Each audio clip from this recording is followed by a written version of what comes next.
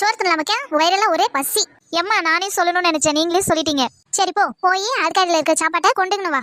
எம்மா ஒரே காலெல்லாம் வலிக்குதுமா, அன்னிக்காரி அடுப்பாங்கல்ல தானே நின்று இருக்காங்க, கொண்டு வர சொல்லுங்க. நீங்க சொன்னா கண்டிப்பா கொண்டு வருவாங்க. சோமேரி சோமேரி ஒன்னத்துக்கு லாக்கி இல்ல. எம்மா சும்மா இரு, எனக்கு உண்மையாவே கால் வலிக்குது. சரி இரு, கொண்டு வர சொல்றேன். மர்மோளே மர்மோளே, என்னத்த கூப்பிட்டீங்களா? மர்மோளே கை கால்லாம் வலிக்குது, அதான் உன்னை சோறு எடுத்துட்டு வர சொல்லாமான்னு கூட்டேன். அண்ணி எனக்கு கொஞ்சம் கால் வலி, எனக்கும் அப்படியே சோறு போட்டு கொண்டாங்க.